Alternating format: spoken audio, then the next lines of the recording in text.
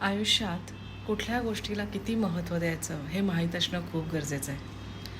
आपण आपल्या दैनंदिन आयुष्यात अशा खूप गोष्टींना सामोरे जात असतो की ज्याच्यात आपली खूप एनर्जी इन्व्हेस्ट होत असते. मग ती कुठल्या प्रकारे इन्व्हेस्ट करायची, आणखीन कुठे आपली एनर्जी वाया जाऊ द्यायची नाही, हे ठरवता येणं खूप इम्पॉर्टंट आहे. सो दॅट तुमचं जे लाईफ आहे, डे टू डे लाईफ आहे, त्याची क्वालिटी अजून जास्त चांगली होईल.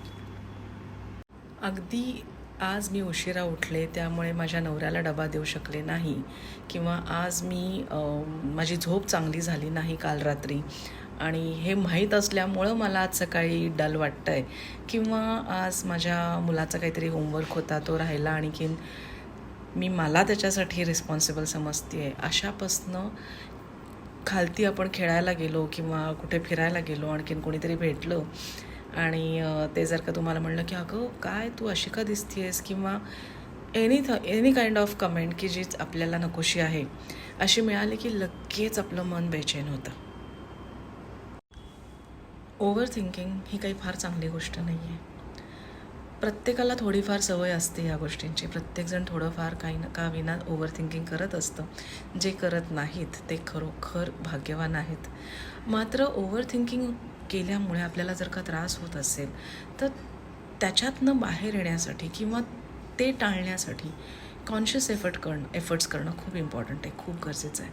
प्रत्येक माणसाने जर का ते आपल्यामध्ये उपजत नाही आहे तर ते शिकलं पाहिजे, कारण की ते आपण आपल्यासाठीच करतो आहे. माझी एक मैत्रीण आहे, अगदी छान जवळची मैत्रीण आहे. हाऊसवाईफ आहे, पण तिला जगाची रीत माहिती आहे. तिला खूप अशा गोष्टी माहिती आहेत की ज्या मोठ्या भल्या भल्या माणसांना कदाचित माहीत नसतील. मला जर का कधी काही अडचण आली तर मी अगदी हक्काने तिच्यापाशी जाते आणि तिला म्हणते की अगं मला असं वाटलं तसं वाटलं. तर मध्ये असंच एकदा आम्ही भेटलेलो असताना कोणीतरी काहीतरी तिला बोललं. So I was trying to understand की आता पुढं काय होतं. थोड्या वेळाने मी बघते तर she was as normal as before. मी म्हणलं अगं तुला वाईट नाही का वाटलं. ती मला म्हणली अगं प्रत्येक गोष्टीला जर का मी एवढी एनर्जी द्यायला लागले तर माझी एनर्जी किती वाया जाईल. प्रत्येक गोष्ट एवढी इम्पॉर्टंट नसते. या साईडने ऐकायचं आणि त्या साईडने काढून टाकायचं. थोडक्यात काय, आयुष्य सोपं असतं. फार कॉम्प्लिकेट करायला जायचं नाही.